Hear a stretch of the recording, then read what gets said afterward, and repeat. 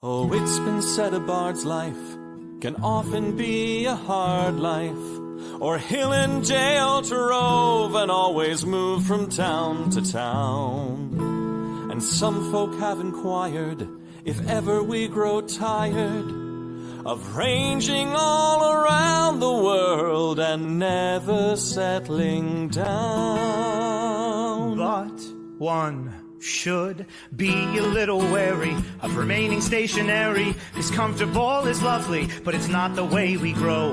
When life starts to unravel, pick up your pack and travel. You'll find a strange serenity in places you don't know. Wriggle-dee-dum-dee-doo-da-terry-o-dee.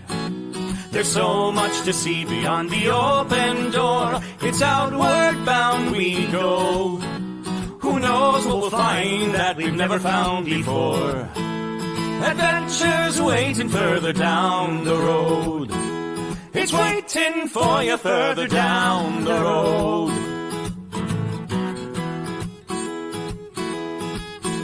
You've got no map for showing which direction you are going. But why start on a journey if you know where it will end? And once you recognize, To anticipate surprise, you'll relish every twist and turn that lies around the bend. Wriggle-dee-dum-dee-doo-da-terry-o-dee-da-dee-da-dee. There's so much to see beyond the open door. It's outward bound we go. Who knows what we'll find that we've never found before. Adventures waiting further down the road. It's waiting for you further down the road. Lie-da-lie-da-lie-da-lie-da-lie. Lie-da-lie-da-lie-da-lie. Lie-da-da-lie-da-lie-da-lie-da-lie. La-da-da-lie-da-lie-da-lie. La-da-da-lie-da-lie-da-lie. The world has got its demons. There are many reasons why you'd find it harder to be brave than be afraid. But every life could use some danger. Every friend was once a stranger. Ships are safe in harbor, but that's not why ships are made. Wriggle-dee-dum-dee-doo-da-terry-o-dee. Dee-dee, a fwit-dee-dee-dee-dee. There's so much to see beyond the open door. It's outward bound we go.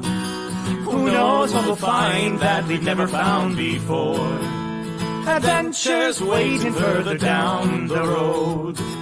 It's waiting for you further down the road. Lie-da-lie-da-lie-da-lie-da-lie. Lie-da-lie-da-lie-da-lie. Lie-da-da-lie-da-lie-da-lie. Da-da-da-da-da-lie-da-lie. Adventures waiting further down the road. Let's go! Lie-da-lie-da-lie-da-lie-da-lie.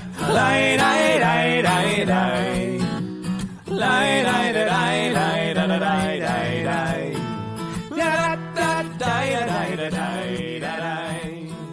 La-da-da-da-da-da-da-lie.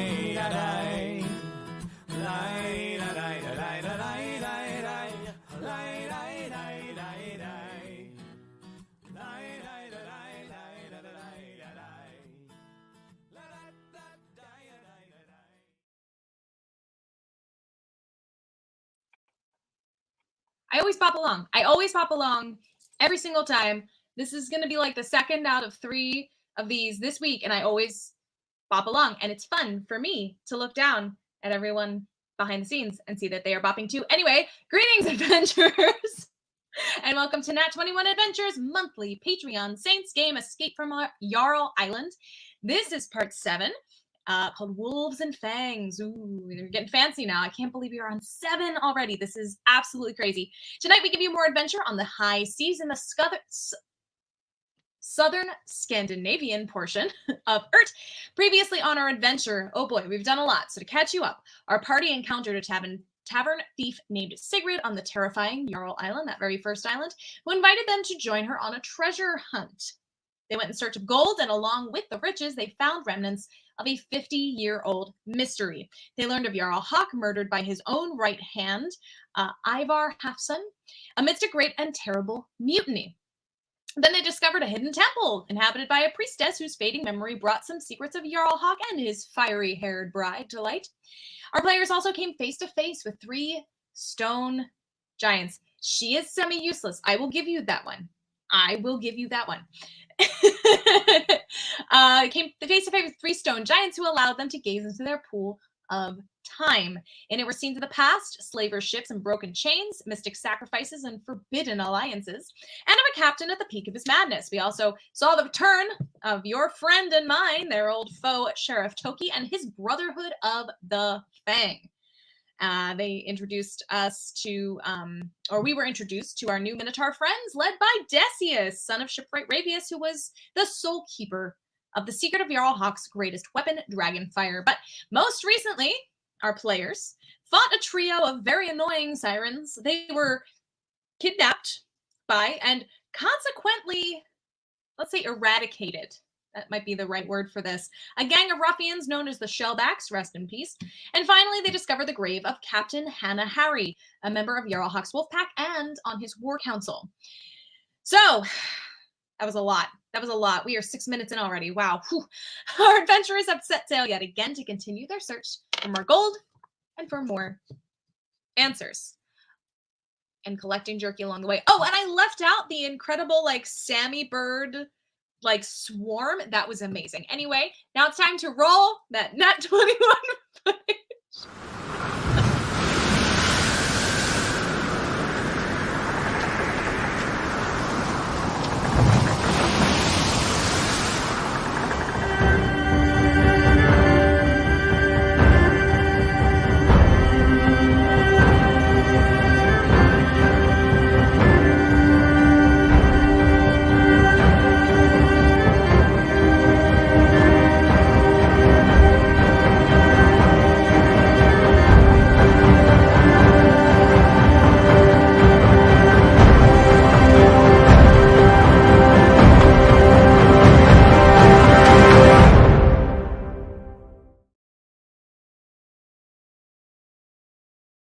So much fun. All right. Let us bring on all of our players, and we've already talked this through, so let's not waste any time. Let's jump into this. But of course, before we do, I have to ask real quick, how is everybody's summer so far? It's almost not summer. How are you guys doing? Busy. Yeah. Ready for the heat to be over. Yes. I concur with both. Yeah. Yep. I'm helping take care of a very pregnant handler Z. Yes. You have taken on At the Ren Fair. You've picked up that gauntlet right there. Kara, what? I don't want to. Do I want to know what party jerky is? What I'm missing? I need. That's true. But yes, that is. Thank you for doing that, because that's a hard job. Bring a lot of pickle juice. Heck yeah. She can't stand pickles right now. All right, you're blowing up. Cheesecake then. Just shower her in cheesecake. Yeah. It's better. Yeah, unfortunately, she loves pickles. She was so excited for. I know. That's what I'm saying. I was thinking of all things. Yeah, she was so excited for it, but she can't stomach pickles right now. Oh no! I didn't know that. I'm gonna send her my condolences, because that's very sad. Yeah, that was one of the things we was talking about the last weekend backstage. Oof. All right. Yeah, let's jump into this now. The last time, for those of you who are joining us, I totally gave you the rundown, but just so you remember, we are going from island to island to island to island here, almost without any kind of interruption, just going for it, trying to hit all of these islands until that final treasure is absolutely found. Over the past 7 episodes, we've been collecting all kinds of information. So I am going to encourage our party as we begin this adventure. I'm going to give you guys an opportunity, your characters on board this ship. This particular journey will be a little bit longer than the others to get to the next island. You got a lot of sailing time. Putstone Island is a little bit farther away. So I just want to make sure that you guys have a little bit of an opportunity to sort of review what information you have so far, and if your goals or intentions have changed during your journey, and how you feel about each other and all that kind of stuff. If you would like to investigate that, I want to make sure I give you guys an opportunity to do a little bit of that. Before I start rolling or something.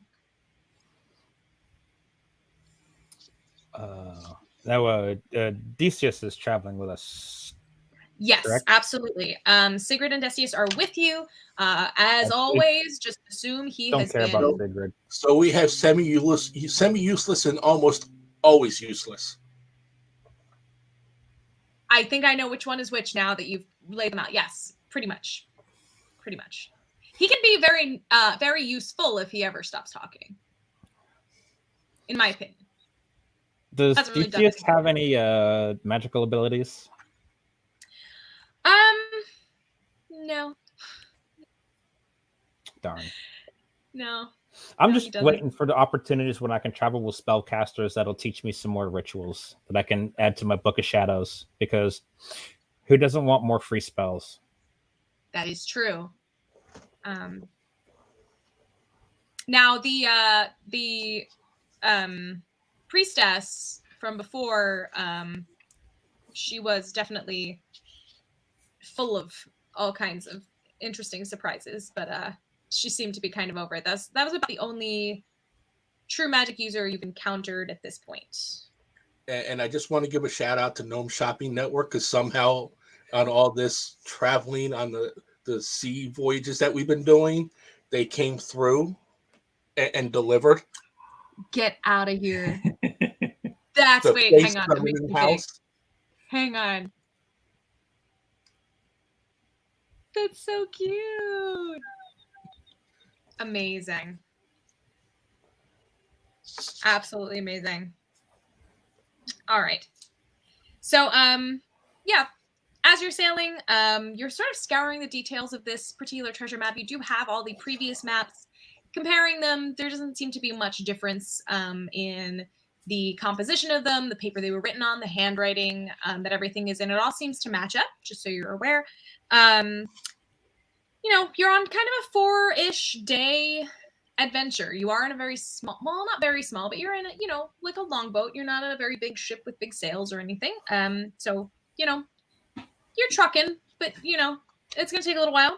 Also, the last you checked, you got a lot of jerky. I'll give you guys that one. You do have a lot of different flavors of jerky, but otherwise your provisions are kind of growing low. You've been at this for well over a week at this point.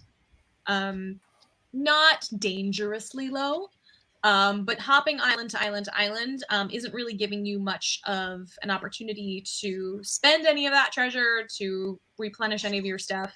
I just wanted to make that clear to you guys as well.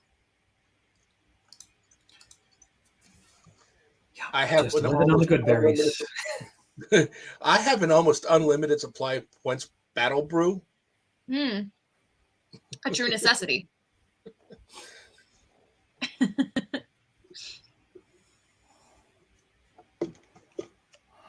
So there's the logo. We were missing our logo. Anyway, all right. Let me see. All right. So as you're sailing, on a boat, there are fish. You can go fishing for fish. You're absolutely right.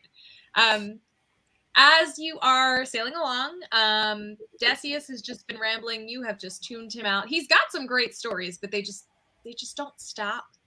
And Sigrid has been just poring over her journal, just really reading through every single line over and over again, trying to piece things together. And it's just almost obsessive at this point. She seems to be having trouble trying to decipher exactly what happened during that mutiny and where this treasure came from in the first place. Just sort of who put it here. I mean, you would probably assume it was Jarl Hawk. She's not entirely sure, No,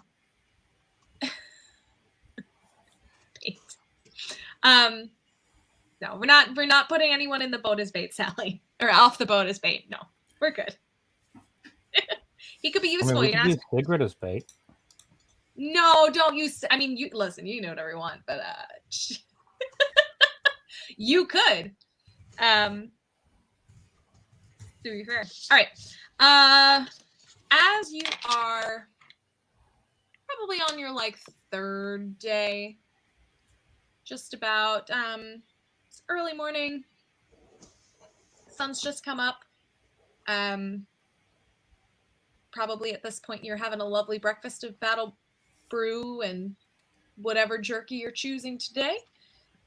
You kind of see a little bit of like the formations of some craggy rocks.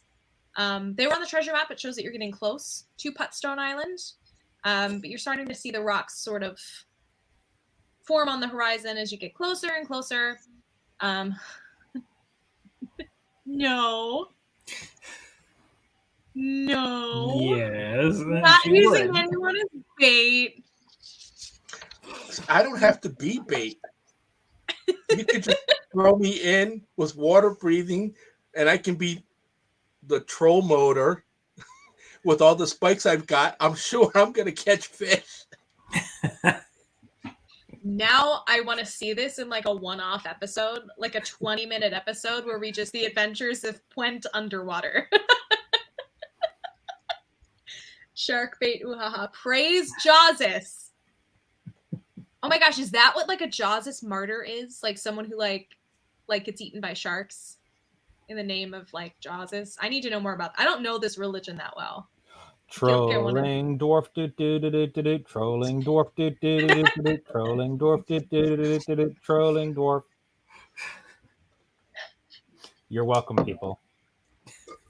Thank you. Thank you. All right. As you pass one of these much larger, you're kind of navigating through these rocks at this point.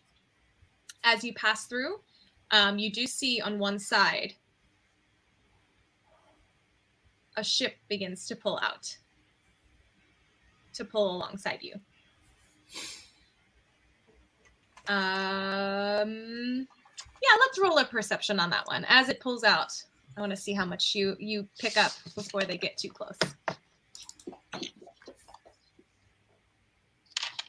17. Okay.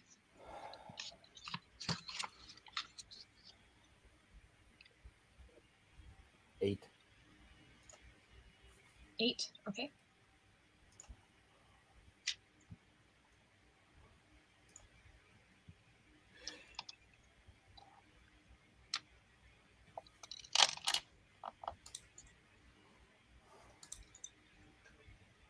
Yeah.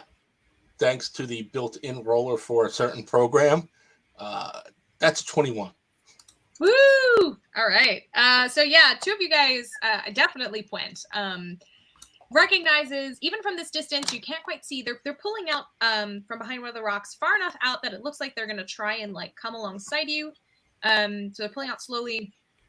You can tell just by the color of the banner and the shape of that longboat that's pulling out that this is definitely, not only is this a boat from the mainland where you started, that little town where you began your journey, but also that banner, definitely, even from this distance, looks like that silver fang banner. That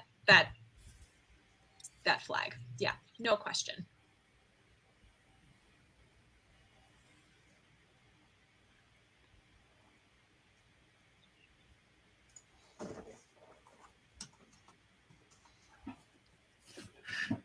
Looks like we're about to have a fight. Yes.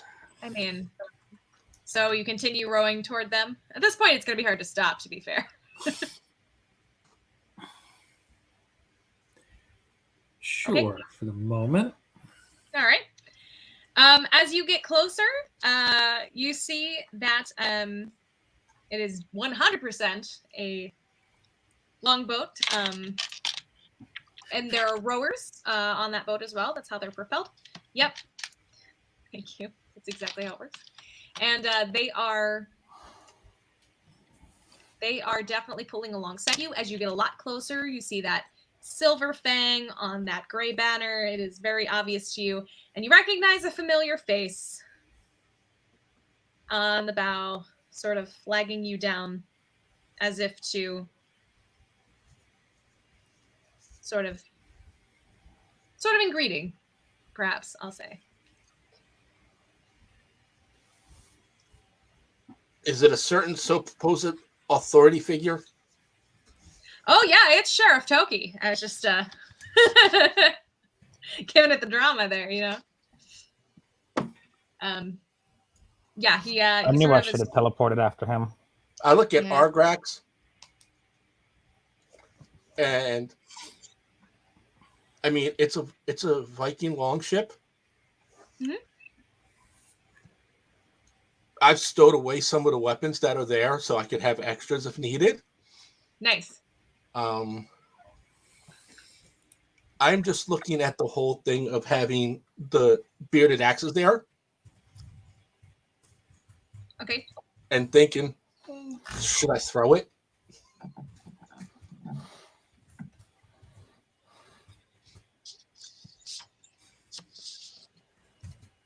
I mean, you're not alongside them just yet. They're definitely a little far out at this point. But you do hear that he does start sort of calling to you. Can't quite make out the words just yet, but it seems to be sort of I wouldn't say friendly, but not aggressive. Like, Yeah, he got the spanked last time. Mm-hmm, for sure. That is true. All right. As you get much closer, close enough to see into the ship and hear what he is saying to you, you see that there are 1, 2, 3, 4, 5. There are 5 members on board of the ship. Sorry, I had to count that manually. And you hear the sheriff yelling out, "Hold, friends. The Brotherhood knows mercy. It knows forgiveness. We can Friend!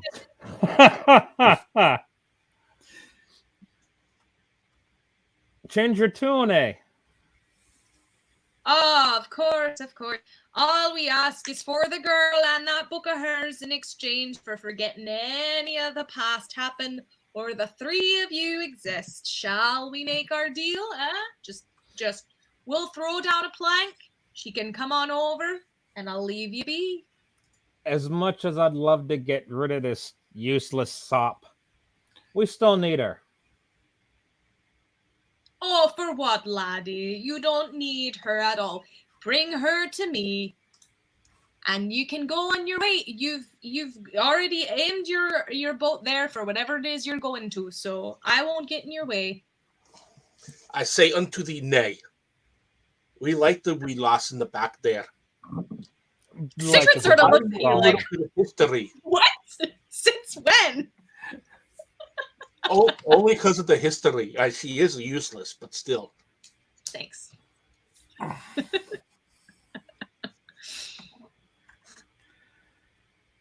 All right. Well, it looks like we'll have to take her from you then, don't we? Can you refresh me what happened last time you tried to take her? I didn't succeed, lad, but here we are. I brought some of me friends with me. Didn't you have friends last time too? Perhaps, but I brought a few more this time. With that, he takes a sort of like a rudimentary flare, just a mundane flare, and sets it off. And it goes up into the sky, burst of light. And as you pass by, you see another ship pulling from a rock, this time on your port side. They're on your starboard side, and they are going to come up close to you. That is true in Dwarf wants to learn. Well done. So there is another now, a second ship that is approaching at this point.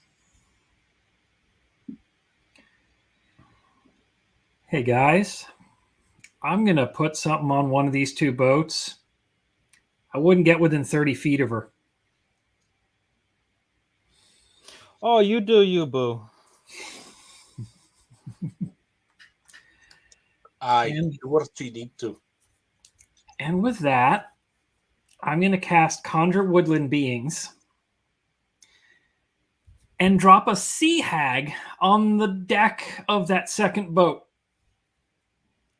Okay. That's fun. Everything within 30 feet of that sea hag gets to make a saving throw or be frightened. Okay. So no, this is wow.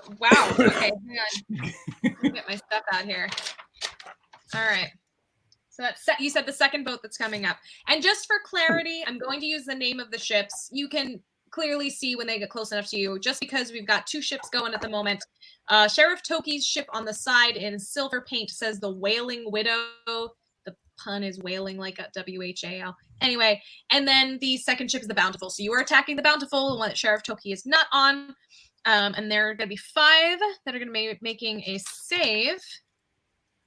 I'm assuming the 5 doesn't make it. No. DC 11 Wisdom, by the way. Wisdom saves. Ah. Oh, I'm sorry. It's going to be +2 for me. DC 13 Wisdom saves. Okay. Okay. So that's our.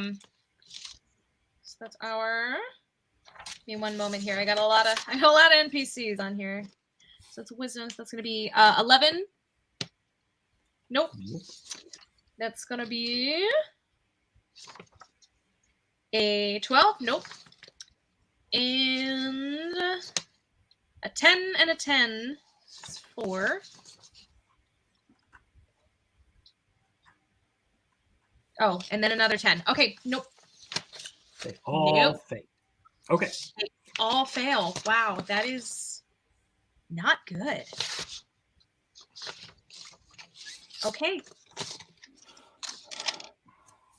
Oh, and I guess I should roll initiative for her. Oh, and hi to everyone jumping in as you watch the slaughter wholesale as it just begins. As the ships are approaching, everything's getting set up. I'm going to ritual cast Water Walk on myself and all of my companions. Okay. That way, in case Plant wants to take a walk and smash a ship at the waterline, he certainly can do so. Oh, the second you do that? Because I want to see what everyone's faces are like when they see a heavy dwarf covered in spikes walking across water with a big arse hammer to their ship. That's what I'm doing. Okay. All right. So got Let's see Traylon. that hammer crit a warship with a big old hole underneath the water. Puent, what are you doing at this moment? Oh, exactly what Artrex just said. The second that ritual is finished cast, I am over the side of the boat. Okay. And I am not walking. All right. So at this point, since you guys kind of have your an order here already, so I'm just gonna kind of, instead of rolling initiative, I'm just gonna go ship by ship. I'm gonna go, you guys ship, make life easy. I've got a lot of stuff on this page. Also, those watching, this is a little bit different than usual, so just be patient because I got a lot of papers in front of me. All right. The Bountiful is not very happy that you just instilled a lot of fear in them, because you just dropped. Yeah. What do you see what she gets to do on her actual turns? Oh my god! This stopped this stops their rowing too, right? They're totally. Oh yeah, they are. They have the official condition afraid. Amazing. Okay, perfect. All right. So with that, the Wailing Widow is Sheriff Toki's kind of like, they wanted violence. I gave them an out. Okay. And he is going to gesture to a very tall woman with like war paint, bear skin, and of course the Brotherhood sigil. And she whips out a harpoon and aims it directly at your boat. So that is going to be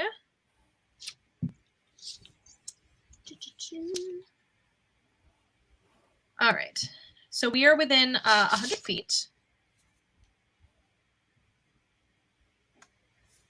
She's going to aim at who is. So on this boat is on your starboard side. There are only 5 of you on board. Do you guys know who's standing where? I probably should have. Otherwise, I'll just pick at random. Well, Point's standing on the water. Point's on the water. Heading toward Toki's ship. Are you going to the sheriff's? Oh yeah. Okay. So you will be the closest. So I'm going to say that the harpoon will go by you first. So that kind of makes this easier for me. Does a 13? No, wait, that's plus. Does a 14 hit? Nope. All right. He's You're a not gonna heavy hit with dwarf. I gotta without ask. my shield, it's an 18 armor class. With my shield, it is a 20. All right. So that harpooner did not manage to get anything at you. However, the Captain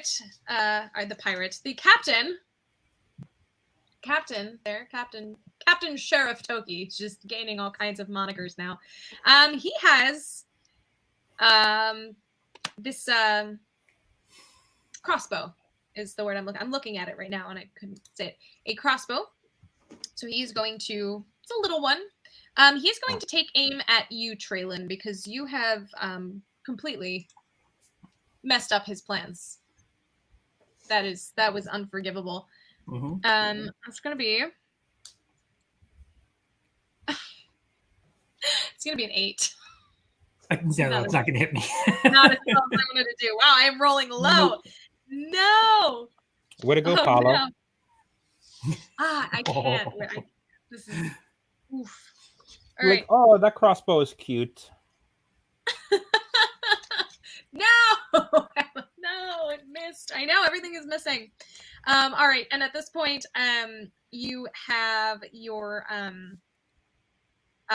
there are 3, 1, 2, 3, 4, 5. Yeah, there are 3 rowers aboard, and they are equipped with sabers. So they're going to stop rowing, and they are all going to take this turn to pull their sabers and ready them to attack you guys if there At is this any. point in time, how close am I?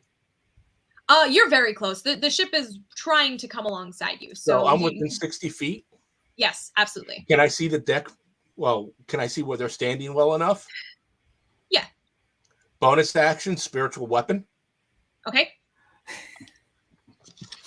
I'm placing it right in the center of where they're at. Okay. Who is the closest one? In the center, it would be probably one of the rowers that has just stood up because those benches are right in the center. Good. We can take one of the henchmen and get them worried about something else. Okay. I mean, the harpooner is on the left side of the ship because they're hooking it up to aim at you guys. Then I would have aimed more towards her. Okay, that's fine. Yep. And that would be a unnatural 21 to hit. Wow. That's gonna be okay. That hits.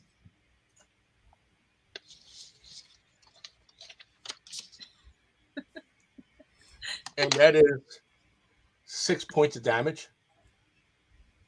Okay. And it is a big, just because it is a spiritual weapon. You haven't seen me cast this before. It is a big war hammer that has a megalodon tooth as the hammer itself. That is really cool. Nice. Nice. Very cool. All right. All right. Great. Ooh.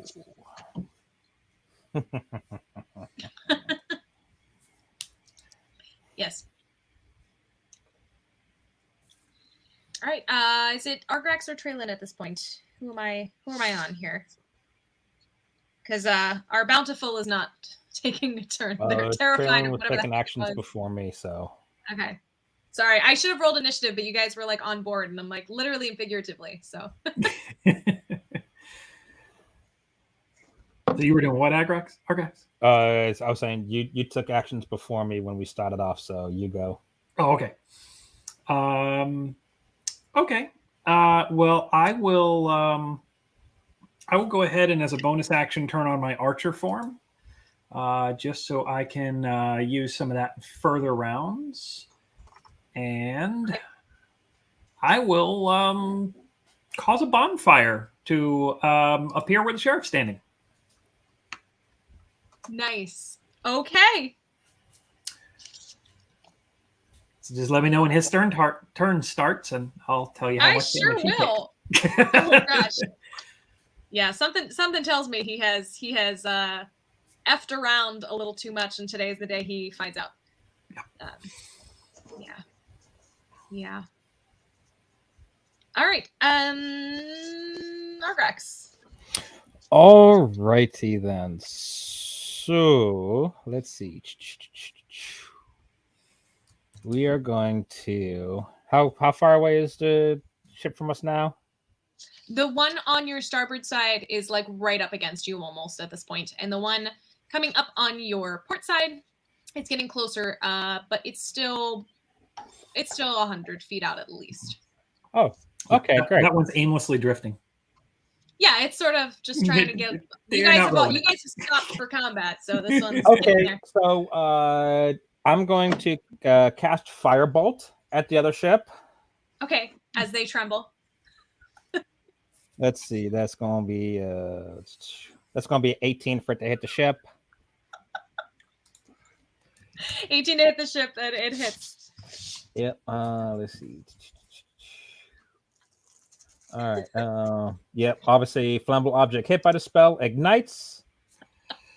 Okay. And we're gonna start off with 11 fire damage On the ship with Sheriff Toki on it. No. The other one. Okay. Yeah, because Firebolt is 120 feet. Okay. So while they're scared, now the ship's on fire. That's so mean. And how much I'm sorry, how much damage again? It's 11 for the initial impact, and now it's on fire. Oh gosh. All right. So these poor guys. All right. They're not poor guys. I see what you're saying. All right. Oh gosh. All right. Now we're back to now we're back to the we're back to the ships here. Okay. So the Wailing Widow, which is not on fire, Sheriff Toki is like, Oh, but he's on fire. He's on the bonfire now. What's he got to do? Oh, right? So how does that one work? He does a DC 11 dexterity save to save for half the fire damage. Okay, so he will make that save. Okay, so his actual fire damage from it would have been 7, so he takes 3 fire. Okay. All right. Our harpooner is going to try again, and this time she's going to take aim at Argrax. Just starting to pick you guys off one at a time here. And that's going to be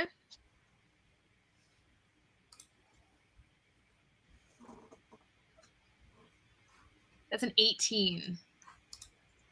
My armor class is 17, so I guess that does actually hit. Okay, so you are going to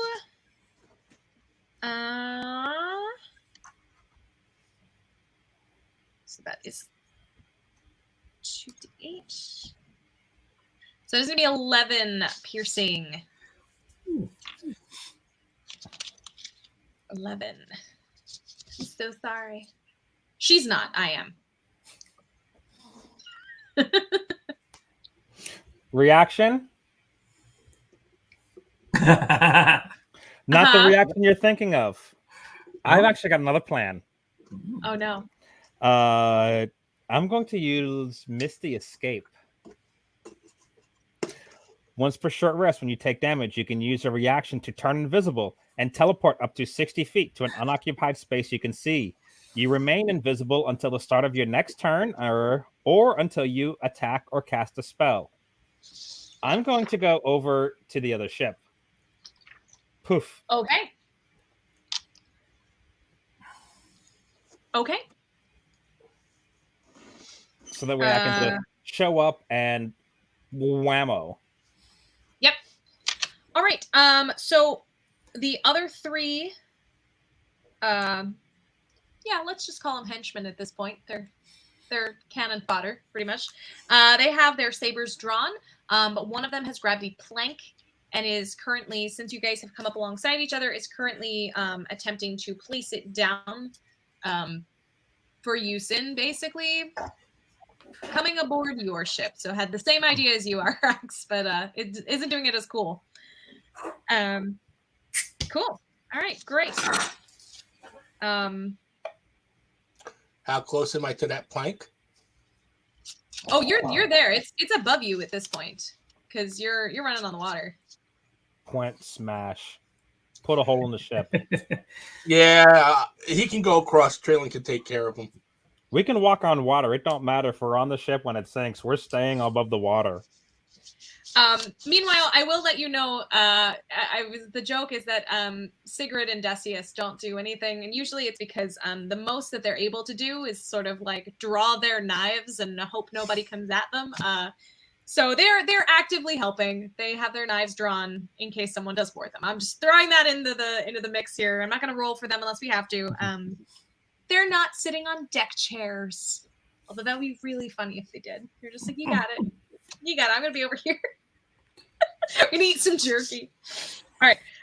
So on board, so this has been a whole round. On board the Bountiful, they are on fire.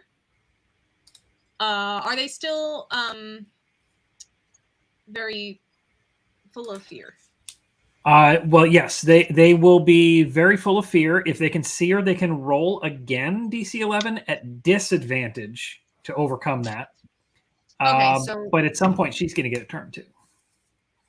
Aha. So I would say at this point, do you want to give her the turn because we're in that ship at the moment?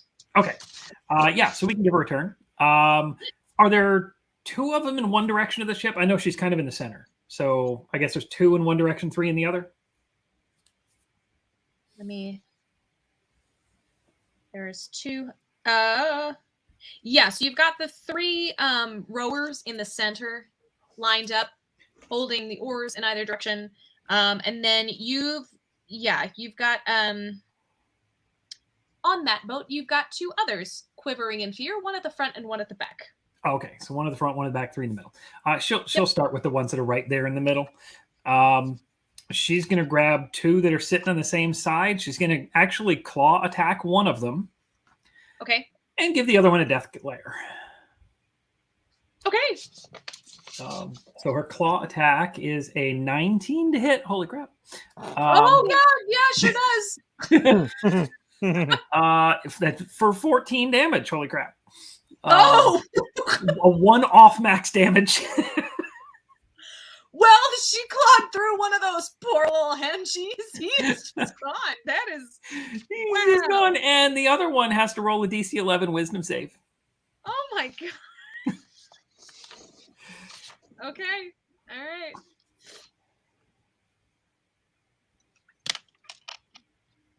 Two. Okay. He just drops to 0 hit points. They're having the worst day of their life. What have you done? Yep.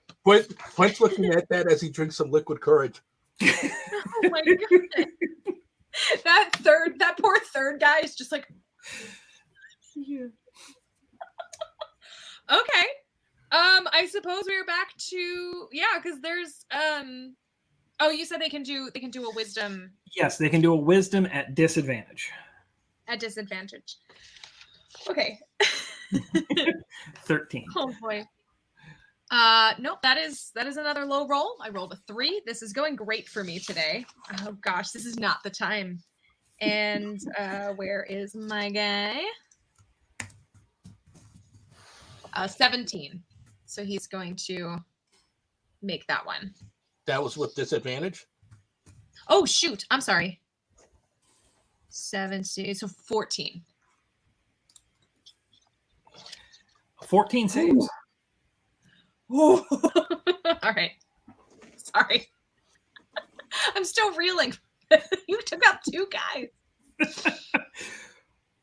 But now that he's got his bearing, he realized now his ship's on fire and all that too. Oh my god. Yeah. Okay, so their ship's on fire. One of them is not afraid anymore, but everyone else is either dead or, as you said, piddling in boots. Wow, this is not going well for anybody. Okay. So I guess at this point we are back to the top of rotation. No. Yes. Point. Yes, we are. Mm-hmm.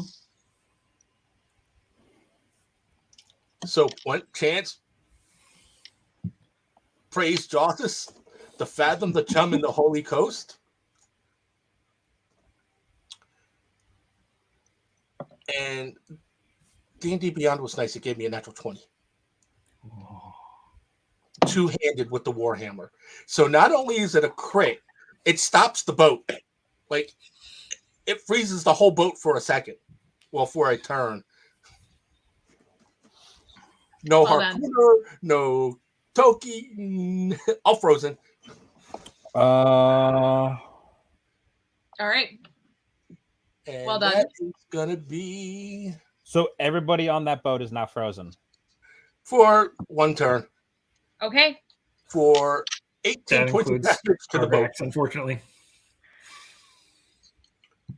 Okay. You guys don't like these boats. What do the boats do to you? I'm just seeing the sinking boat. I don't care. All right. All right, so it's my turn. Mm-hmm. Okay. So that's a longboat up next to us. So it's like, got a curved bow, curved back kind of thing. Yeah, it is basically, I think I have our picture in here to throw up here. Oh, that was from last episode. But yeah, you got Hey, it kind of sort of looks like that. Okay. kind of a little smaller. So if I move more towards the back of the boat, there'd be a bigger gap between our boat and their boat. Mm-hmm. Yes. Well, yes, because of the way they pulled up. Yep. Perfect. I'm going to move towards the back of the boat, and then I'm going to Thorn Whip one of them. Okay. One of the little crossbow or harpoon people. Oh, yeah, and I forgot to bonus action. Go ahead. Bonus action. But I only got a 10. And you got a bonus action. So bonus action is a 22 to hit with the spiritual weapon on the harpooner. Okay. For 7 points of damage. Ouch. All right. And then yes, that didn't hit. I'm sorry. The 10 I wasn't going to assume it. Yep. All right. Cool. But I do get my bonus action for my archer ability, and that's a 22 to hit the sheriff. We taking him down today. All right. Yeah, go for it. And that is for 7 radiant damage. Ouch. Oh no. All right. Here, everyone's just lighting him up and burning him and doing all kinds of. Ouch! It's like the sauna from hell. All right, Argrax. I'm frozen in time. Oh, you were on that boat. I'm on the ship, which means I'm frozen in time. which also means that I'm still invisible because of the moment to freeze. I wouldn't have seen him do the Misty escape, so I went with That's what right. Brent's knowledge was. That's right. But Okay, it does so give him the extra bonus of still being invisible. okay, Mhm. all right. So everyone aboard the Wailing Widow is not doing a thing, which is great, I guess. Wow. However, the Bountiful, there is one member on board the Bountiful that on is fire. not. Well, it is on fire. You're absolutely right. Are they actively taking fire damage at this point, or is the ship just on fire and they're just sort of panicking? Just flammable objects are ignite if it isn't being worn or carried. So, if there's any fire spread, I guess that'd be at your discretion. Yeah. So, how wide does the fire spread, or just anything that isn't like touching a person necessarily? It's just a ranged attack, and whatever hit Okay. catches fire. So if you want to have it spread so many feet per round Okay, or no, that's whatnot, fine. then you can do that. And then if someone gets in front of it, then into it, then I guess they'll take whatever the damage is that the spell offers. Gotcha. So I'm gonna have the fire is sort of centered on the boat because that would make the most sense. Because you were aiming just at the boat in general. So Mhm. all right, and then so it is not currently affecting. I just wanted to clarify it wasn't like in a specific spot or the whole thing is just a giant ball, because I wanted to make sure it was not affecting the person standing at the very back, which was the one person who made that save. No, this is firebolt, not fireball. Gotcha. Okay. So they are dressed very differently from everyone else. They are much like the harpooner, wearing some war paint and maybe some animal skins and stuff. But they are wearing this headdress of sorts, covered in fangs, and has been mumbling to themselves this whole time. And they sort of look up at you and sort of seem to be guided somehow, like, and point at Traylon, recognizing them as another sort of headdressed folk. I know you're not wearing it today, but sort of the headdress recognizes the headdress, you know? And let me make sure I got this right here.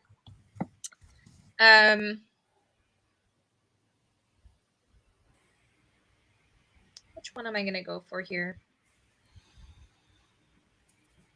Yeah. Is the hag still there? Oh, the hag is still there. The hag will get a turn. The hag will get a turn. The hag does get to go. Yeah. Okay.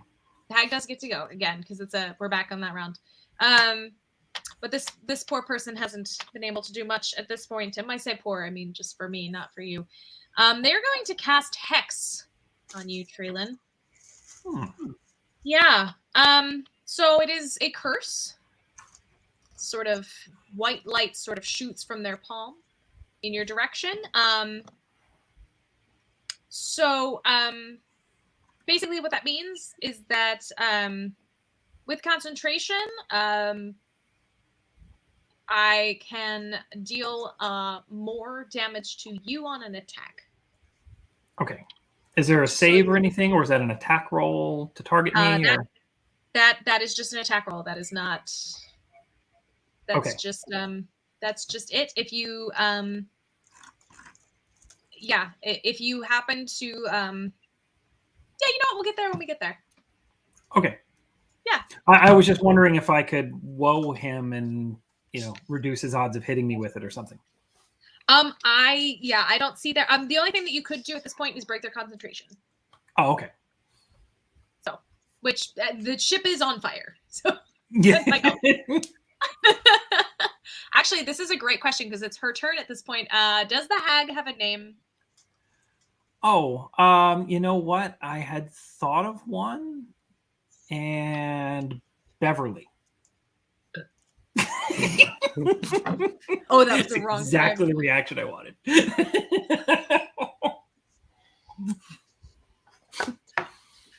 So I made my game on Tuesday as stupid as possible on purpose, and at no point did I think to name a hag Beverly, and I wish I did because that's beautiful. That is brilliant. I applaud you. Well done. All right, so go ahead, Beverly. Okay. So Beverly's got that third rower sitting next to her. He's going to have to make a wisdom save now. No, this is gonna go well. It's gonna be.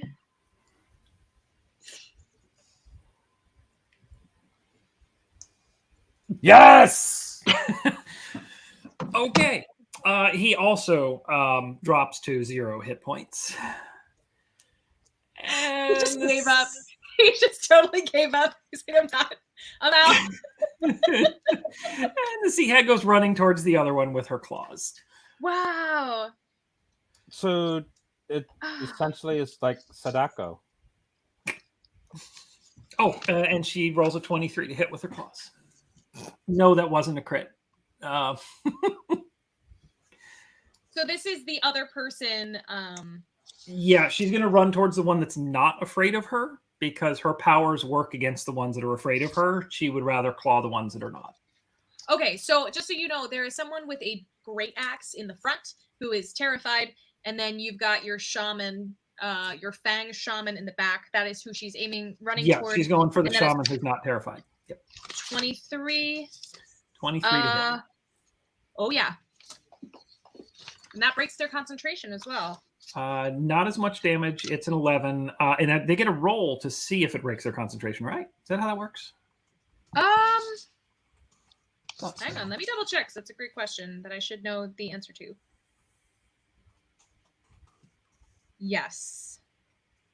Yeah. Okay. So that would be. I didn't think it was automatic. No, so I rolled a 9 for that one. So that would probably be a fail save on the concentration. Yeah. Yep. Okay. All right. And how much damage was that one? That was 11. 11. Nice. All right. All right. It's funny, when I was doing the games in Scotland, it was live in front of people and you could see what was on my table in front of me, and you would see all of the like calculators and things. It's like, I can't do math. It's embarrassing. That one. So like, I'm just like, my desk right now is covered and it's very embarrassing, and I'm glad you can't all see it right now. Anyway, maybe that should be like the bonus for Patreon. It's like, look at this embarrassing mess of calculators. All right. Sorry. It's now. Yeah, Wailing Widow went. Bountiful went at this point. Gosh, you killed everybody. Okay. We're back to, I believe Puent goes first now again. Nope. Somebody who was frozen would be able to move first. Okay. I do. When you come out of that time step, it will be treated like you had a held action. Ooh. So that means I get a bonus.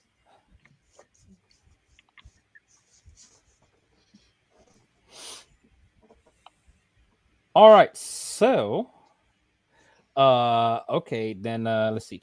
How is everyone currently positioned on the sheriff's ship now that everyone's starting to pop back into like? Yep. So the sheriff is still at the front. Hopefully not still standing in the bonfire. No.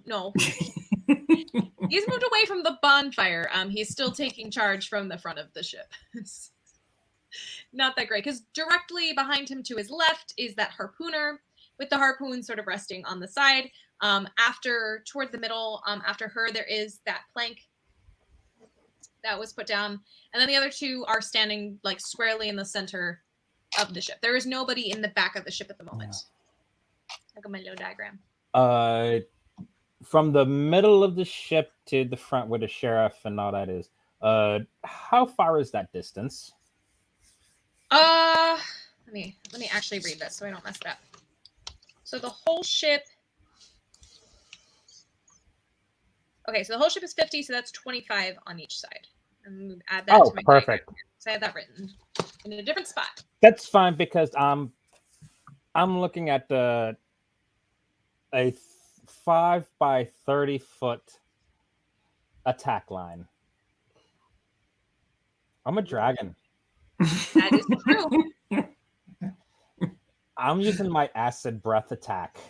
All right. So that means 5 foot wide, 30 foot deep. I think it seems like I'd be able to get myself positioned into an unoccupied space that would be able to hit everybody. Sure. I don't see why not. So that's going to be that. All right. So every creature must make a DC 13 for Dex. Okay. While let's see. I am at. All right. So the sheriff got an 18, so sheriff makes it. The harpooner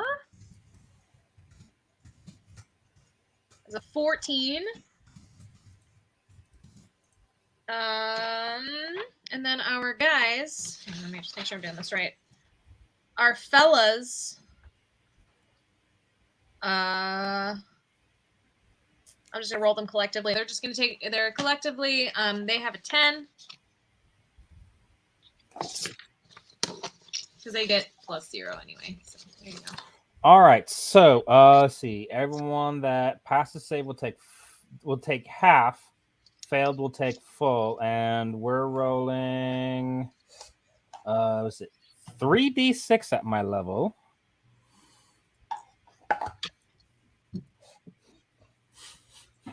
That's going to be a 10 or 5. So 5 acid for the passes, 10 acid for the fails. Oh boy.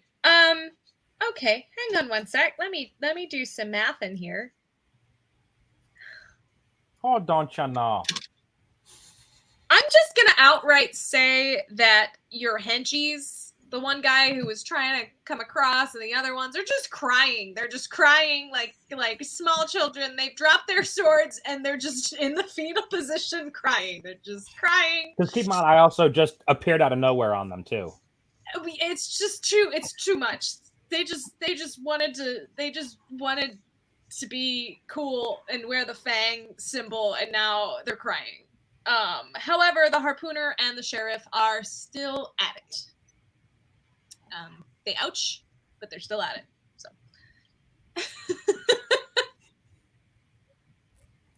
Finally, the breath attack actually did something good. Oh boy, did it. Okay. All right, so I suppose, are we back to the Wailing Widow itself? So Nope. Trail and I still have to go. That's right, we did it that way. Okay. However, I think now is an excellent time because we've got folks that are dead. We've got a hag named Beverly. We've got 3 folks that are crying. We have a Puent on the water. We have an Argrax that pops out at you like a jack-in-the-box, and we've got Traylon staring off headpiece to headpiece.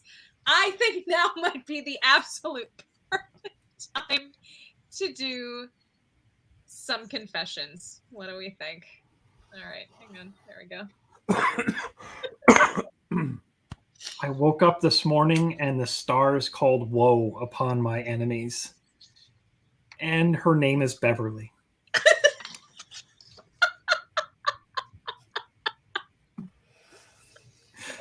This sheriff is... You know what? I think the sheriff is even more daft than Sigurd. You know, he's like, oh, I got the reinforcements this time. I brought friends. A whole nother ship.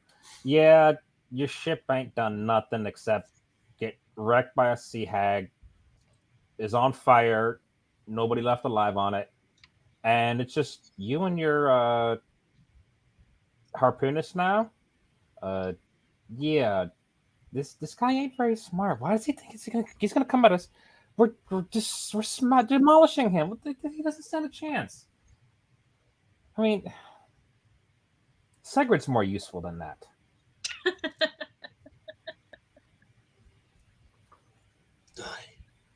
Toki thinks he's some great miracle. He forgot went underwater. Ship sailed no more. Time for Silver Fang to just be eradicated. Yeah. Yeah, I would say so. All right.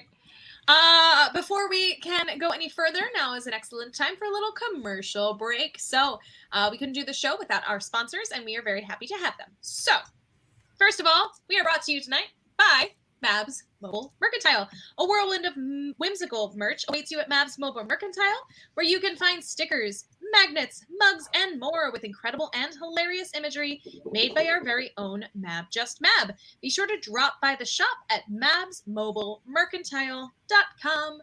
We also have, and we were just talking about this before the show, Red Adventures D&D New Orleans tour. Guys, this is going to be an absolute blast. You get to do all kinds of cool stuff. I got to peek at the itinerary. This is awesome. Pirate alleys, haunted hotels, mystic seances. Guys, mystic seances in a haunted hotel. This is going to be amazing. Await you on the Red Adventures D&D tour of New Orleans, Louisiana. Come along for the spooky fun December 5th through the 9th. Visit redadventures.com for more details. And you also get to go to the Louisiana Renaissance Fair, where a lot of your channel favorites will actually all be there. So I would get on that if I were you. I love it very much. That's one of my personal favorite festivals. Also, I don't have the ad image for this right now. I apologize. But there is a new sci-fi adventure coming to the channel next week and the week after. Stellar Chaos is a fantastic RPG airing live right here on Nat 21 Adventures. It's upcoming Tuesday, the 29th at 8 p.m. Eastern. So it will also be airing the next week on the 5th. Be sure to check out the 2-episode special because it's going to be out of this world. So lame. I'm almost sorry for doing that to you.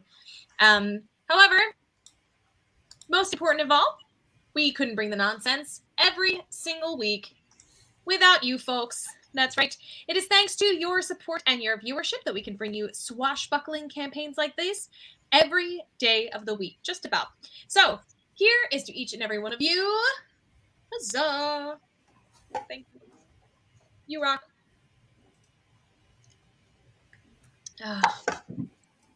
Yeah, and her name was Beverly. Oh gosh, wrong one. Hang on. And her name was that hurt. That physically hurt me to put that out. I'm glad you appreciated it. Wow. All right, back into the action, folks. Let's do it. I'm all in. Let's go.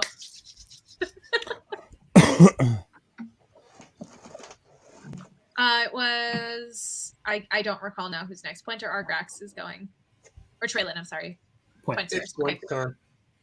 Sweet. How much damage? I mean, how big of a hole now is in the boat? Okay. How big? You said it's a megalodon. Well, no, that's the spirit. That is my spiritual weapon. That's a spiritual weapon. Okay. This is just a regular warhammer in size.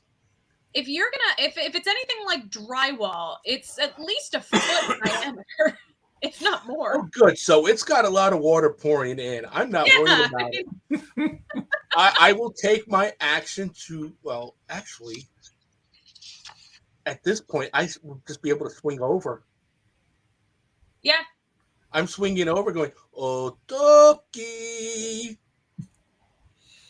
Come here, Toki. I've got a little hammer for you." Oh, boy. And I close the distance to Toki. Okay.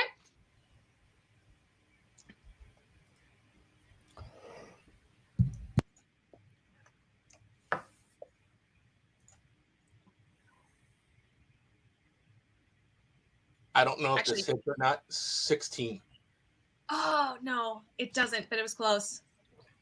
I'm actually, since both ships are actively getting some kind of destruction, I've been taking 5 points of damage off them every round from all of the nonsense, just so you guys are aware.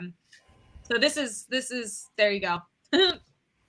I might up that to like 10, because, oh boy, water's pouring in. Okay, yeah, that does not hit. Okay, and then the bonus action for spiritual weapon. That is a 17. Yeah, go for it. Give him the Meg. That is a full 10 points of damage. Nice. All right. All right. So who's on that boat within 30 feet-ish of me? Because he just acid blasted a bunch of people. I'm not sure who survived that. Okay, so everyone is still alive. But the two I would consider alive are the harpooner and the sheriff. Okay. And is a harpooner within 30 feet of me where she is? From the other boat? Or he is, whichever one it is. You said you ran to the back? Yeah, more towards the back. No, they are not. They are not. Okay. They are not. They're on the front port side. I got all my sailing terms down, and now I'm getting lost in them. Yeah, they are not currently where I have them on the little diagram. Is not within 30 feet of the back of your boat, which is next to the back of their boat. Okay. So the sheriff and Argrax, are they within 20 feet of each other? Yes, they are. They are. Perfect. Wither and Bloom. Let me check off my spell. That's a 3rd level spell. So everybody I choose in a 10-foot radius, which would include Tommy and the sheriff and anybody in between them. Except Tommy, because I get to choose who is affected by this spell. So everybody but Tommy. But I need him in the area. They need to do a Constitution saving throw at... Where'd it go? No, that can't be right. That can't just be 11. Maybe it is just 11. That's weird. I thought it would be higher, but yep. It's DC 11 saving throw. Okay. If it's dropped right there in that position, and then that would also include the sniveling little acid burn wretches that are rolling around in front of me as well, too. Yeah, they are within... At least 2 of them are within 20 feet of you. One of them was within 25. The one trying to get over the flank. So I will have 2 of them also make that save. The sheriff got a 15. 15. So he passes. So he only takes 5 necrotic damage. Okay. And everybody else takes 11. Okay, so let me get his 5 here. And then I'm going to get 2 of these poor crying wretches. I don't know how they would have enough to even attempt this, but I'm just rolling them as one. They both rolled a 9.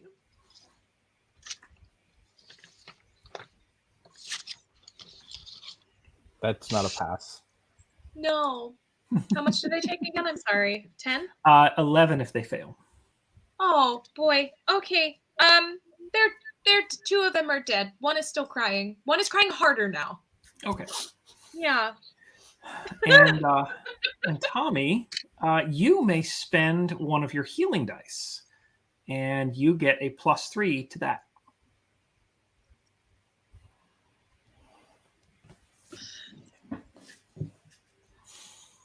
I'm allowed to feel bad for my NPCs. You don't have to.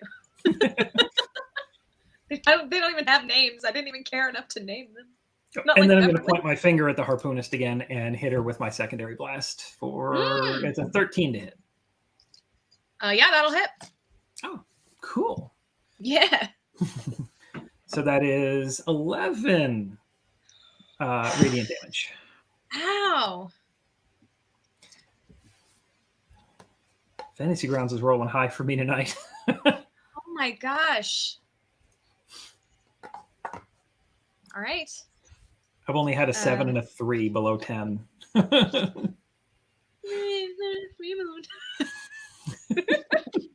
All right, I am all lost on the order. That is all 3 of you guys have gone at this point. Fantastic. Okay. So we are at the Wailing Widow. We are at Sheriff Toki, who is just like, what the heck have you done? He's going to do something. So I'm assuming Argrax is standing pretty close at this point. He is going to throw up both of his hands. And he is going to call for Parlay. So, just to give you guys sort of a hint as to what this means. This is sort of unique to Sheriff Toki. He's got this little habit of always being able to talk himself into or out of anything that he wants. And he's been failing with you guys. He's not very happy about that. Everyone who can understand common, which is just about everybody there, can be reached. So Argrax, he is going to be specifically looking at you for this one. You need to make a DC 17 charisma check or be bound to honor his negotiation, which just means you can't really attack him, for the round.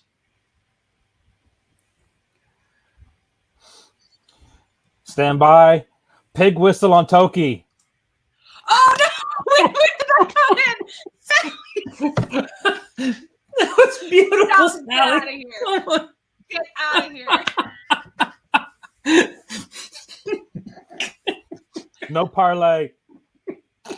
Well, he's got the saving throw has to be made. Yep. I forget what the DC is. Should I call Lady Prudence on the phone? I don't even know what she's doing right now. Like, hey, listen, I'm gonna need some pig squeals. And just think, I haven't used this yet. That's right. Oh my gosh! All right, Argrax, let's see how this is played. All right, so Toki's got to make his save from against the divine intervention of the pig whistle.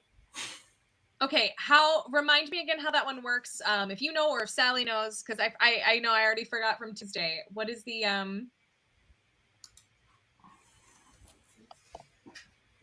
what is the save on that one? On the pig whistle? Yeah, Sally, do you know? Whoa, Garrett! We are showing our true colors today. Okay. Is that I'm gonna assume would that be a Constitution save? I can just do it that way. I thought it was wisdom, but I don't remember what the actual DC was. Sally, no. I'm just gonna roll wisdom unless I hear otherwise, because that makes a lot of sense.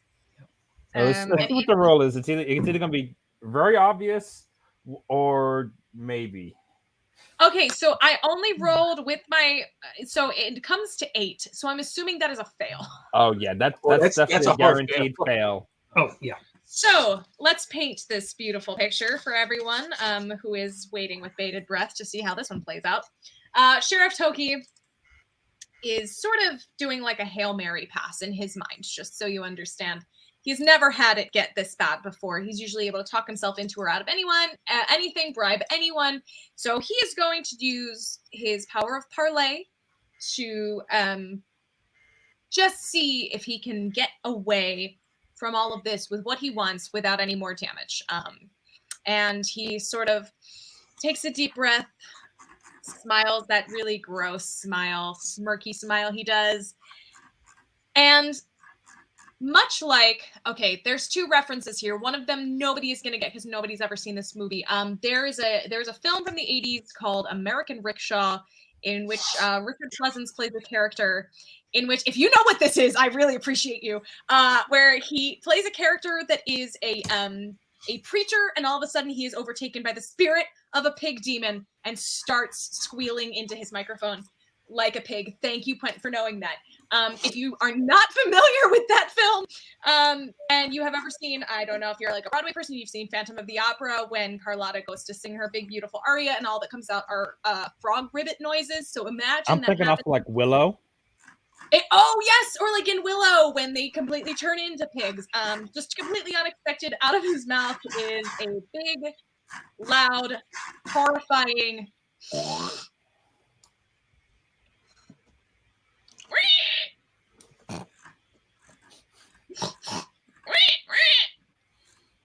Huh?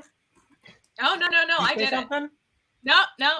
He's sort of grasping at his throat, grasping at his head, looking around,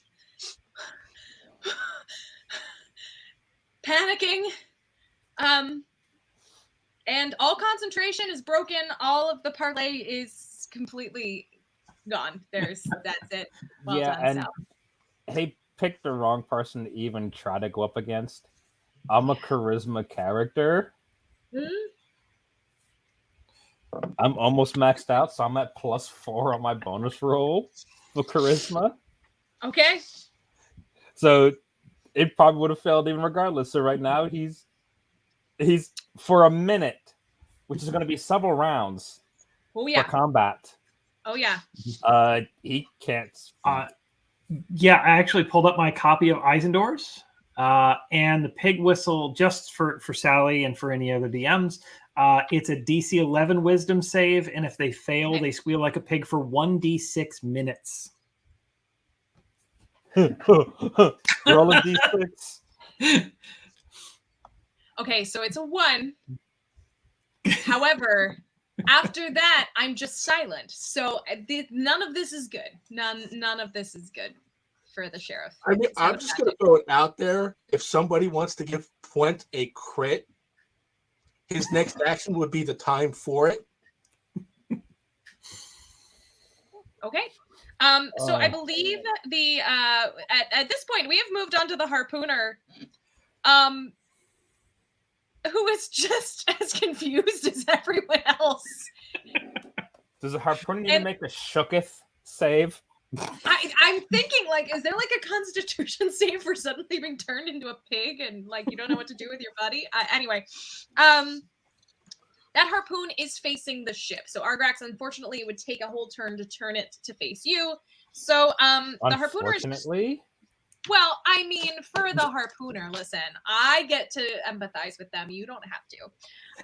So the only person left on board your ship is Traylon and then Sigrid and Decius. And Traylon, you're the only one that's been causing them any trouble. So they are going to aim at you. So that is going to be... Just make sure I'm doing this right. All right, that's going to be a 7 to hit. Okay. No, 16. Really bad harpooner. Really bad harpooner. So yeah, that misses you entirely. So there you go. We're moving on to the Bountiful. Now oh, and I would give a turn to that last poor person sort of hanging onto the gangplank, crying hysterical, but at the sound of the pig noises, he almost fell in. Like he's given up on life. He's just given up entirely. This is a nightmare. This is the worst thing that's ever happened to him. All right, so we have our hag over on the Bountiful. We also have now at this point is our axe wielder at the front still unable to do anything. Yeah, he gets another check. Okay, and that's what again? Remind me, because there's one DC DC 13 at disadvantage. DC 13 Wisdom at disadvantage. Okay. I remembered something. So thank you. That is going to be a 2. So nope. He's not doing much, but standing there holding his axe, going, "What the f? Why is he big? What's happening?" Go and then, get to Beverly. What happened to Beverly? Okay. I also have our shaman at this point, but I believe Beverly goes next. Is that how I had it? That's how you've been doing it. Okay, so let's see what Beverly's up to while all this is happening. Well, Beverly's gonna kind of do a little hag shuffle and circle around him so that she's behind him and can see the other guy. Okay. And she's gonna hit him with the claws. Okay. Because he's kind of right there. And oh god, that's a dirty 21. Yeah. Okay. That's the way it's going. But only 7 damage, almost minimum damage. Okay. And she's going to stare at the guys at the other side of the ship and see what he does with his DC 11 Wisdom save.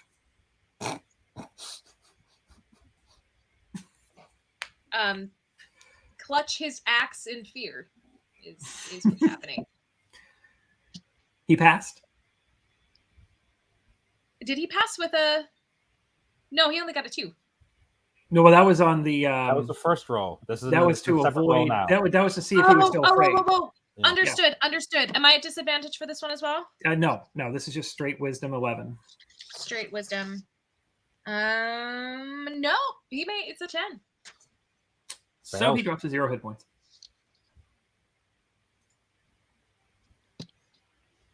Yeah. Okay. He didn't even get to use it. He just had it. It was just for show. Look how shiny it is. Oh, here I am on the floor. Thanks. Thank you. At least they're not all dying. They're just at 0 hit points, except the one that she practically cut in half. Yeah, she did cut one in half.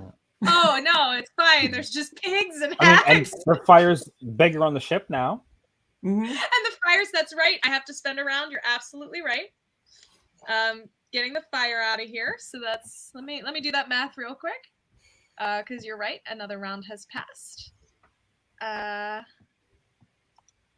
one's that. And then this one is. Oh, hang on.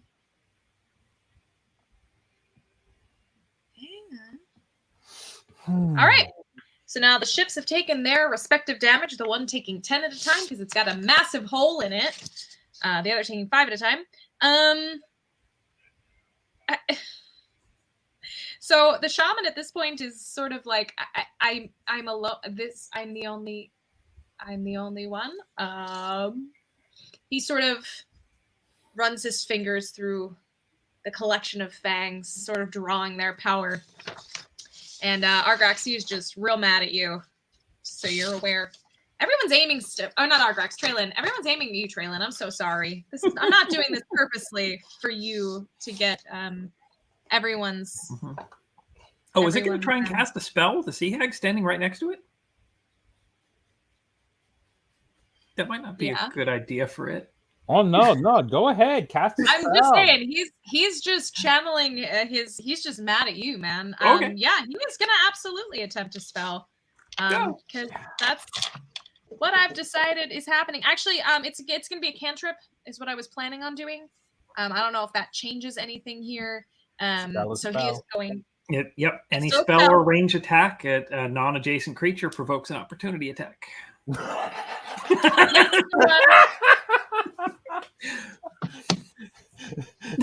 Doing it, all right? It's happening either way. Cast slash. Oh, yep. 17 to hit. It hits. What's the damage? You do technically get your spell off, but. Oh yeah. No. Hang on. Let him get his final moments of joy. He gets to do his thing first. Hang on. So he's gonna cast a little acid splash on you, Traylon, but you have to make a 1d. I'm sorry, not a 1d. A dexterity save. Dex for me. That's not terrible. Where's my abilities? No. Dex. There we go. That's a 20. Dirty 20. Well, there you go. Hopping out of the way of that acid, and then what happens? Then she does hit him with a 17. Okay, that absolutely hits.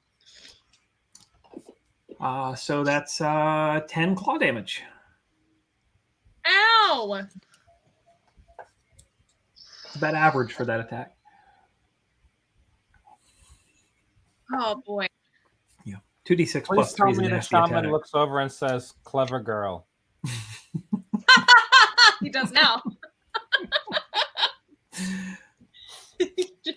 He's just covered in little fangs, just having the worst time. All right, so that is all of our NPCs here, and everybody's gotten a chance to either succeed or fail, and now we're back to the top of the rotation.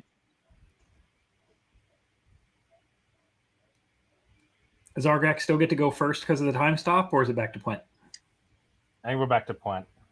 I would say. I Go want for to see Point. what Point do. I'm about to be real nasty, and like I said,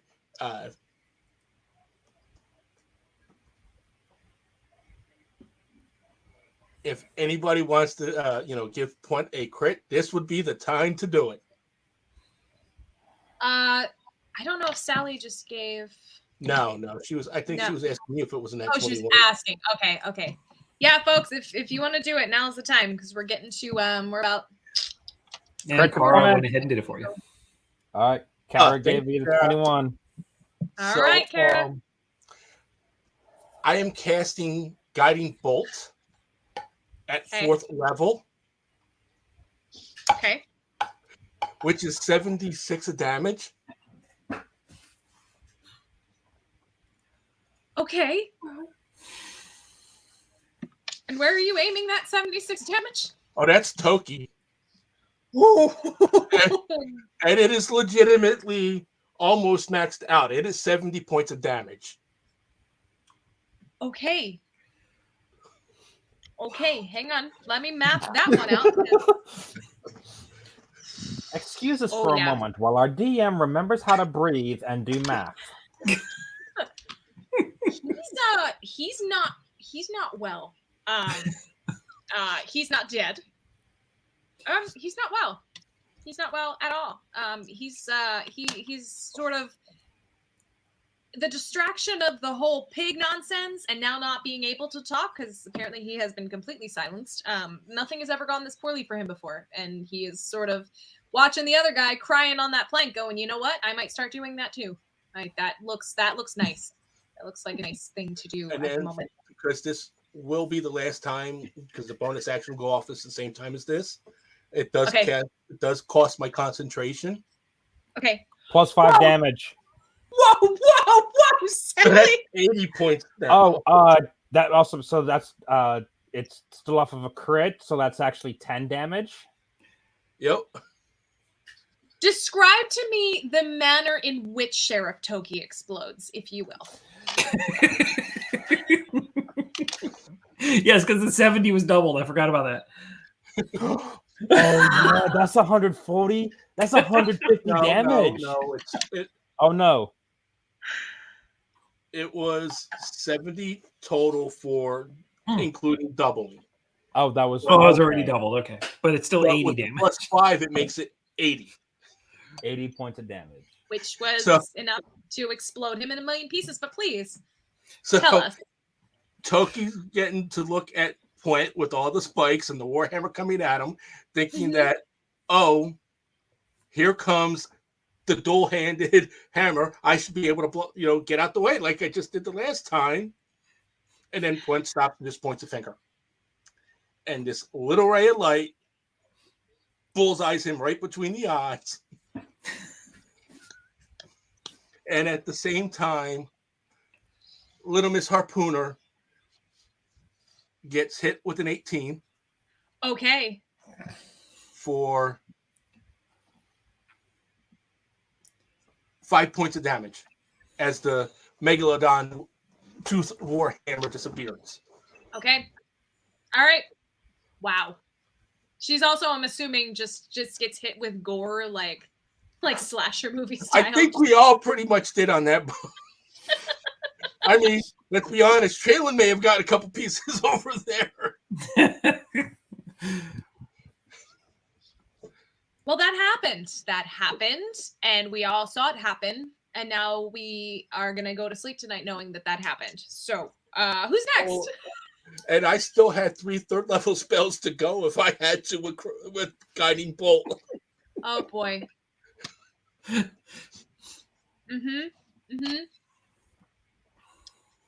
Yep. All right, so I guess it's my turn now. Yep, sure is. All right. And again, like Point said, if there's another Patreon saint that wishes to offer up a 21 for what I'm about to do,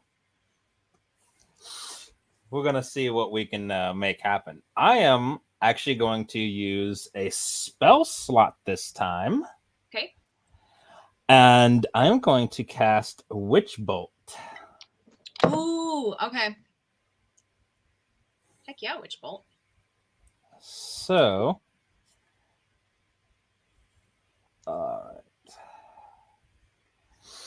let's see. So, oh yeah, and I'm going after the harpoonist because the person rolling around is nothing. Yeah, they're just you could probably just push them over and they'd go right in the water at this point. My tail is swinging with excitement. Let's say it accidentally bumps into him, and he's better. You know what? Let's just do it because he's better off that way. You're putting him out of his misery. What level are you casting that out as Argrax?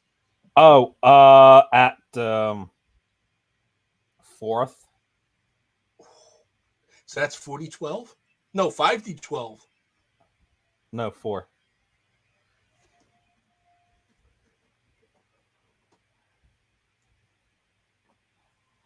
Yeah. Yeah. Yep. So. Yeah, because it's an additional d12 for every level above 2nd. So that's just 4. So, in lieu of that, I got a 19 plus my 7 to hit is a 26. Okay. So, yeah, I know I'm definitely hitting. Yep. And we're going to roll 27 lightning damage. Somehow that doesn't kill her, but oh boy.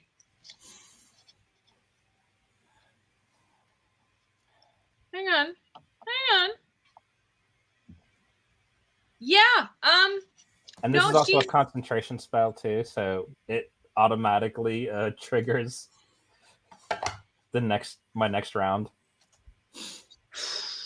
Yeah, no, she's this is not a good day for anybody on that boat, but now she's got survivor's guilt and can't turn the harpoon to face you and is just taking it. Yeah, okay.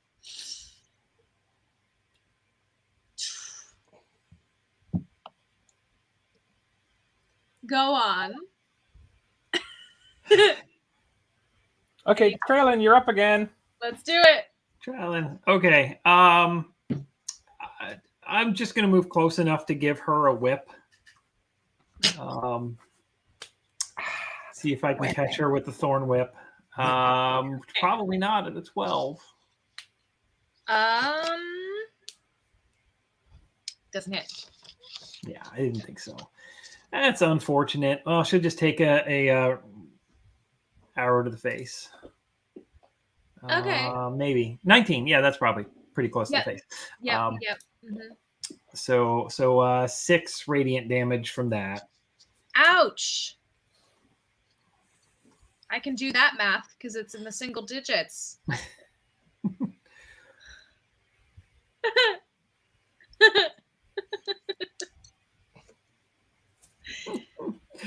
You want to just like shoot a spitball at her? That'll probably end it all. Like...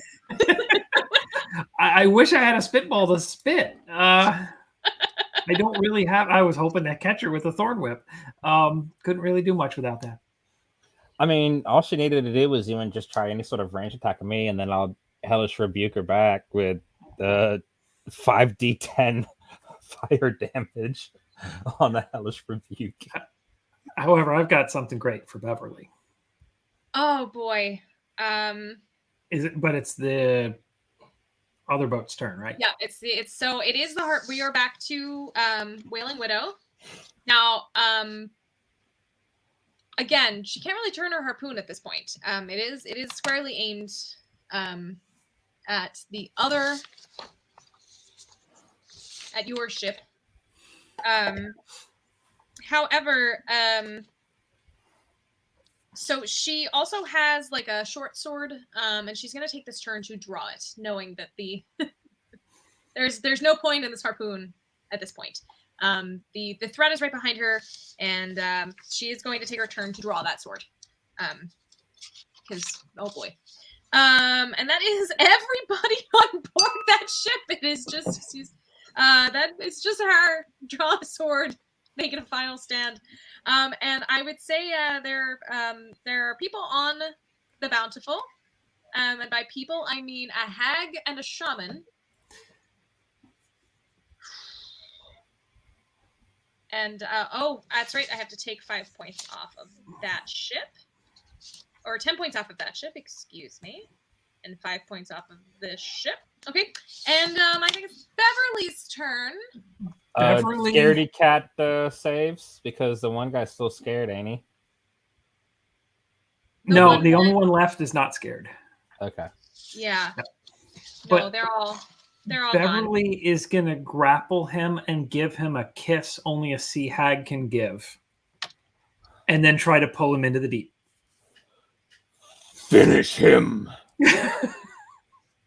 This should have been our October episode. This is the most terrifying series of events I have ever seen. What? Kara Chappell's right. There was Pink Mist, just a different version of it. Toby has joined the Pink Mist Club. Yes. And Karen, One answer has your officially question. joined the Pink Mist Club. Yes. We're gonna start making posters with all the characters that have died, that have become Pink Mist. They're just gonna just keep adding to it. Kara, this is a good observation and a great question. This is something that you guys do notice about this group of people. I know that some of them have sort of gotten into the fetal position and started crying, but at no point have they ever retreated or stopped doing what they're doing, even though death is imminent. They could turn these, well, one of them is sinking, but they could turn these ships around at any point. They could get on the lifeboats and get out of there. There's a lot of things they can do, and they're not doing it. So that is a great observation to make with these brotherhood folk. Anyway. Beverly's going to give a kiss. Yeah, you get to contest a grapple at 22. Oh, okay. Well, he's... Oh. That is... The way she's rolling, it ain't going to get contested. That comes to a 17. 17? No, so he's grappled. I know, but I just want to let you know I rolled higher than usual. Doesn't help, but I did. And she's just going to muscle him over the side and take him into the deep. Okay. There he goes. She has a swim of 40. All right. All right, well, that boat's done. No one left on board that boat. The only one that is left in any of the attacking ship is that harpooner, who is just... so we are back to the top of rotation again, which is going so quickly now because there's nobody to do anything. Mm-hmm. I believe Quint is the top of rotation this time. High, low. Argrax, high, low. You go high, I go low. Aye. So Quint is going to do something that, Battle Ragers are kind of known for. He's going to charge at the harpooner and at the very last second, slam to a knee. But as he's slamming to a knee, he's actually trying to drive one of the spikes through her foot so she cannot move. All right. So be nice to me, thanks, program.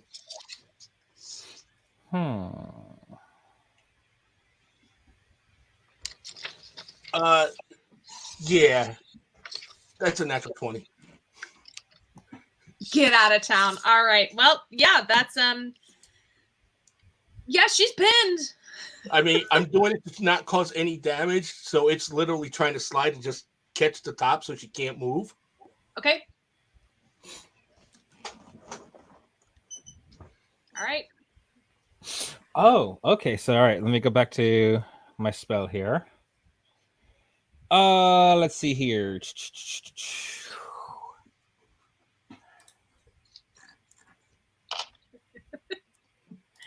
Oh no. And the spell is still going on at additional 24 lightning damage.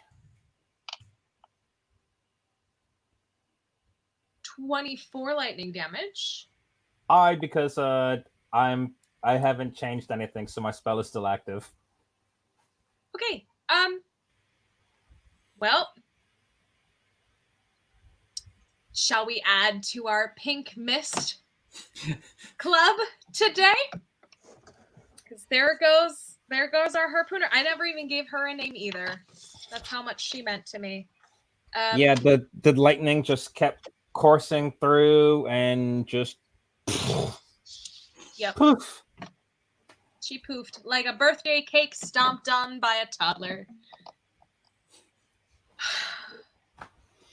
Leaving just goop on board the ship that is still full of a giant hole and sinking slowly, while the other just sort Hey, of... does anyone got mend? We got more ships now.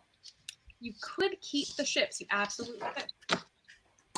That's a good question. Do I have mend? I should, because I think I know all the stats. I am almost... I don't have his stats in front of me. I'm almost 100% sure Decius has mend. He is a from a clan of shipwrights. So even if you do not, I am 99% sure if I pull it up right now, he's got mend on him. Okay, then we'll give that ship to Decius. The one with the hole in it or the one on fire? The one that he can fix up. I'm going to say that's the one on fire. Is because the hole in it is sinking. Well, if he's got mend, he can fix it before it sinks all the way. That is true. All right, so we'll take... Okay, so that would be the Wailing Widow. All right, so you guys, I'm just going to say that... By the way, we're looting all of the ships. Okay, absolutely. The ships are ours now. Ships are yours now. It would take them just one. Decius can fix up the thing. I can summon familiars. Trailer can summon familiars. We can get some water help to squirt some water on the Wailing Widow and put the fires out. So we're putting the fires out on the ship. Okay. Because we're no longer in initiative because we just obliterated. Oh yeah, there's supposed to have been in our way. There's no threat at this point. So if you are looting, I do have a list of things that you are going to find specifically, but there are a couple of things I will let you know right off the bat that you have. You are going to find just your basic supplies, a couple of containers, some food, some fresh water. You're going to find, just some money on each of the bodies. The ones that are not turned into pink mist, you have those fancy Fang tabards. Well, hey, look, disguises. You could. You absolutely could. And also on board of both ships, you do notice that these people are meticulous. Were. Well, those specific people were meticulous. The group as a whole, if they are representatives of that group, they are very meticulous in the way that they operate. Each of those boats has on it the code, the Brotherhood code in book form, present on board the ship. It's almost like when you go to a hotel room and there's a Bible in the drawer. It seems to come standard, So if you wanted to take one of those, you absolutely could. Kind of read up on those guys if you wanted to.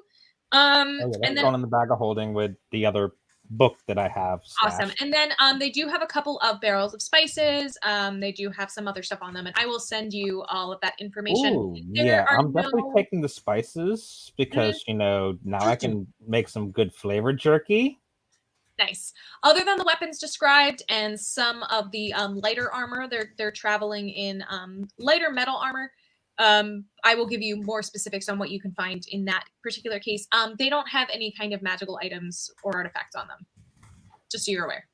Lame. These guys are weird. They're kind of. They didn't know how to fight. They didn't put up any type of fight. So... Oh, they try just because the harpoon missed every time. Actually, if anything, the harpoon damaged one person, but that also spelled their doom because it allowed me to react and teleport over to their ship. Yep. And then I just covered everyone in acid. Yeah, sure did. All right. Wow, you guys kind of took them down almost unchallenged. That was awesome. We do have about 15 minutes left, so if there is anything at all that you'd like to be doing, anything your characters are up to, investigating, talking about while you are looting and putting the ships back together, now's the time to do it before we sail on out of here on our way to Putstone Island. Hey, good for nothing. Yeah, you. What? So, you might have noticed there's no longer a sheriff. Oh, yeah, for now. For today. And sure, he's not after me anymore. But something tells me they're going to have a sheriff tomorrow. Just a new one, probably, the way they operate. But is that sheriff still going to be looking for you? I don't know. They were willing to send out ships of people. I have no idea. Perhaps they will. I think we're on to something a bit bigger than we thought. You know what? That actually reminds me. Hold that thought for a moment. I take a look over the side. Is that one guy still floundering? The guy on the The guy that I knocked off with my tail. Oh, in the water? Yeah, he's just sort of like dog paddling and crying. I'm going to take a small barrel. I'm gonna throw it over for him to have something to float on. One to tell the tale. Like the Frenchman.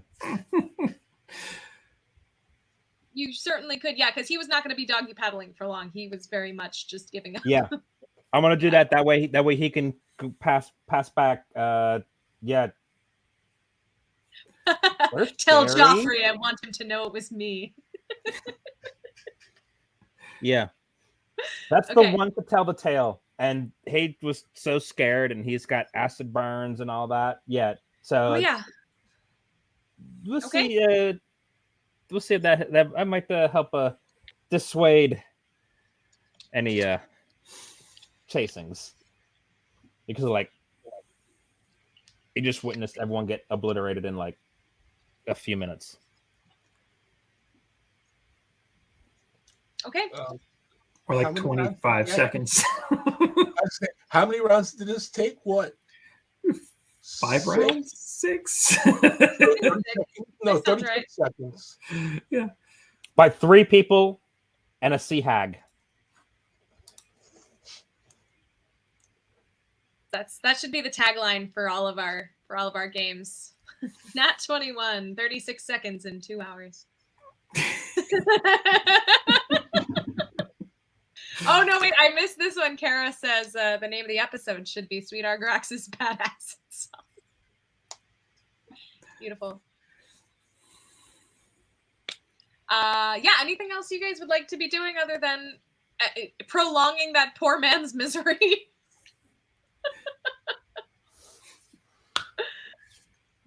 Point. Well, I'll be nice to make sure he doesn't get eaten by sharks. I hand him one of my Justice totems. The blessing on that will prevent him from being eaten by sharks, so he can tell the tale. I don't know if that's good or bad. He might be there for a long time. Poor guy. Poor guy. Yeah, Robin, it's salt water. There's salt water. Just that those acid burns must be feeling great right now. Yeah. All right. Well, if there is nothing more to do, my friends, as you continue to sail to Putstone Island, I'm assuming that you were doing what Sally suggested, which is to sort of lash the ships together in a bit of a line there. And it's going to be harder to row them. It might require all of you to be rowing at once. To take both of them. If you're willing to do that, you're about another day out from that island. But again, you can still take a long rest. It just might take you a little longer to get there. It's up to you guys. We can kind of hash out these details in between this and the next episode. But if you're willing to take the ship, you absolutely can. I don't need sleep anymore. What? I don't need sleep anymore. I just need light. I just need light activity, and I am able to recover because I have aspect of the moon. Okay. Well, there you go. All right. So now you are in possession of a bunch of loot, a weird book, and 2 whole ships. Fantastic. And you are continuing your way to find treasure on the next island, which is Putstone Island. So, with that, I know we're ending a little bit early here, but you guys knocked it out of the park. So, thank you, everyone, once again, for joining us tonight for Part 7 of Escape from Jarl Island. We would like to remind you that we have shows Monday through Friday every single week, and sometimes several shows in a day, like today. So be sure to check out all of our exciting adventures. Until next time, I am your dungeon mistress with the mostess. And let me make sure I have the video queued up here so I don't leave us hanging. The most important thing of the evening. Remember, when a natural 20 just won't do, you need a nat 21. Thank you, everyone, so much for joining us, and we will see you, some of you, tomorrow for the AMA. Others, we will see you back here on Monday. Bye, everybody.